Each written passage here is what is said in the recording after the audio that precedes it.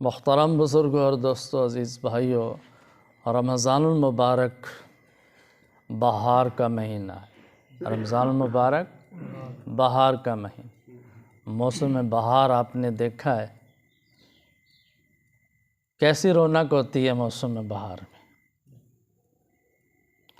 موسم بہار سے پہلے موسم خزاں ہوتا ہے، ہر طرف خشکی ہوتی ہے، میدان جو ہیں خشک ہو جاتے ہیں، پہاڑ خشک ہو جاتے ہیں، درخت خشک ہو جاتے ہیں، درختوں کے پتے گر جاتے ہیں۔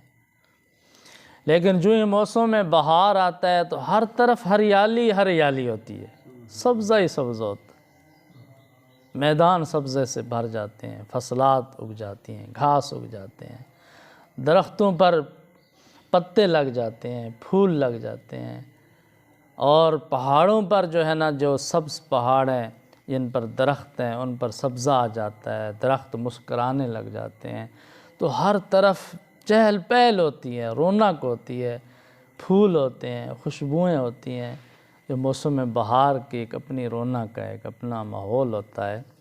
جس طرح موسموں میں موسم بہار بہترین موسم ہے، سال کے 12 مہینوں میں جو رمضان المبارک کا مہینہ ہے یہ بہار کا مہینہ ہے۔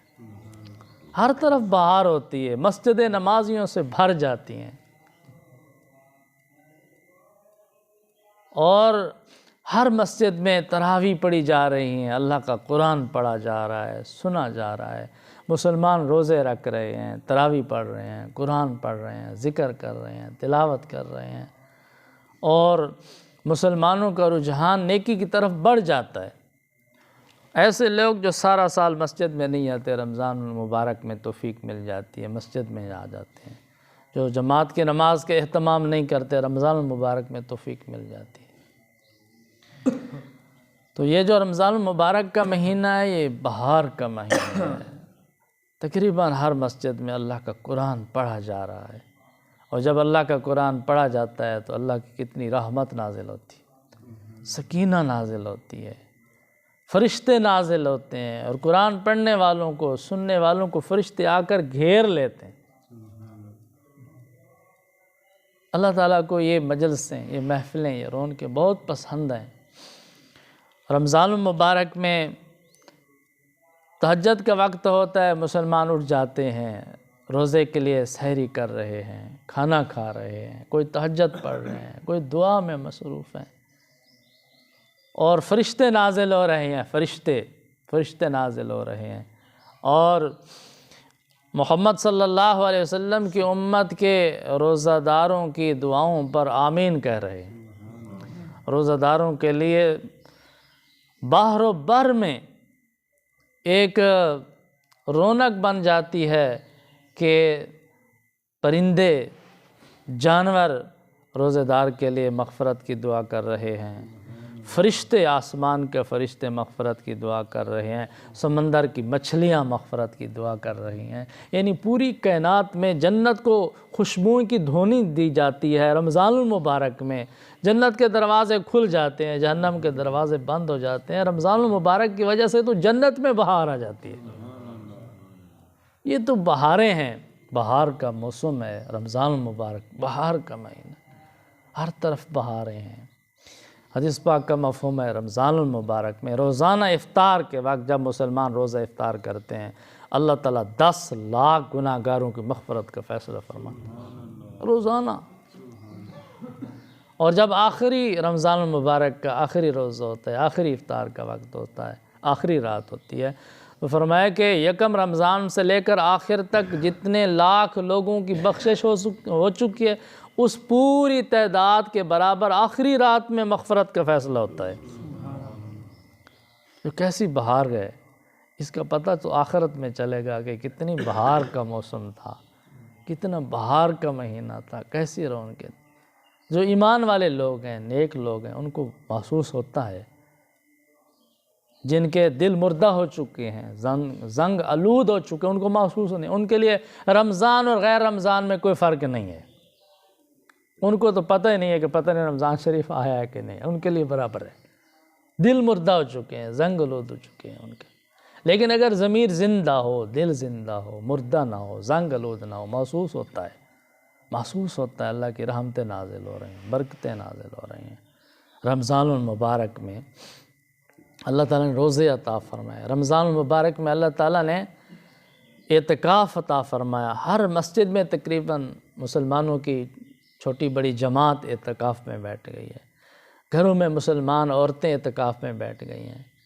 اللہ کی یاد میں، اللہ کی عبادت میں اضافہ ہو گیا ہے، اور اسی طرح ہر مسلمان کی عبادت اعمال میں اضافہ ہو رہا ہے، اور اللہ تعالیٰ نے لیلۃ القدر عطا فرمائی ہے رمضان المبارک میں، کہ اس ایک رات میں عبادت کرنا 1000 مہینے سے افضل ثواب۔ اور اس امت کے پتہ نہیں کتنے خوش نصیب لوگوں کو لیلۃ القدر نصیب ہوگی، اور کتنے لوگوں کی عبادت اور اعمال بڑھ جائیں گے۔ تو اس لیے میرے بھائیو دوستو بزرگوں، یہ ماہ رمضان کا مہینہ، بہار کا مہینے سے فائدہ اٹھائیں۔ قرآن پاک میں آتا ہے ایام معدودہ، چند دن ہیں گنتی کے، انتظار کر رہے تھے رمضان شریف آ رہا ہے، چلو آ گیا، پہلا عشرہ شروع ہو گیا، پہلا عشرہ مکمل ہو گیا، دوسرا عشرہ آ گیا، اب دوسرا عشرہ بھی مکمل ہو گیا، اب تیسرا عشرہ شروع ہو گیا ہے۔ اب تیسرے عشرے میں تاک راتوں کی جو تلاش ہے، جی 21 کی رات تھی وہ بھی گزر گئی، اب 23 کی رات آ رہی ہے، اب باقی بچ گئے 25 کی رات ہے، 27 کی رات ہے، 29 کی رات ہے، اور آخری عشرہ میں تو اور اللہ کی رحمت میں اضافہ ہو جاتا ہے، بارش سے زیادہ تیز برستی ہے، کہ تقریباً آخری عشرہ جو ہے ایک تاک راتیں ہیں، لیلۃ القدر کی زیادہ امید ہے، اس کی طلب میں اور عبادت میں اور طلب کرنے والوں کی محنت کوشش میں اضافہ ہو جاتا ہے۔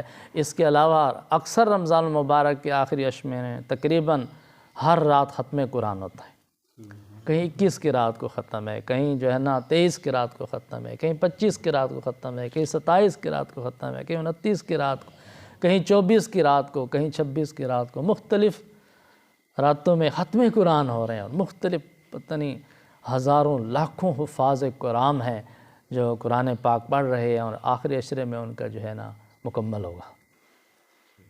اس لیے میرے بھائی دوستو بزرگوں، کوشش کریں، زندگی کا پتہ نہیں آئندہ سال یہ برکتیں، یہ رحمتیں نصیب ہوں گی یا نہیں ہوں گی۔ اب اللہ نے موقع دیا ہے، کچھ وقت باقی ہے۔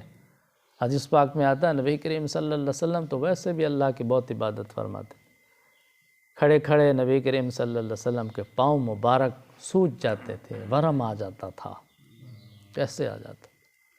لیکن ام عائشہ الصدیقہ رضی اللہ تعالیٰ عنہ فرماتے ہیں جب رمضان المبارک آتا تو نبی کریم صلی اللہ علیہ وسلم کی محنت مجاہدے میں اور اضافہ ہو جاتا، اور اضافہ ہو جاتا، اور جب آخری عشرہ آتا تو اور اضافہ ہو جاتا، بے انتہا اضافہ ہو جاتا تھا، عبادت میں، ریاضت میں، مجاہدے میں، دعا میں، سخاوت میں، ہر عمل میں اضافہ ہو جاتا۔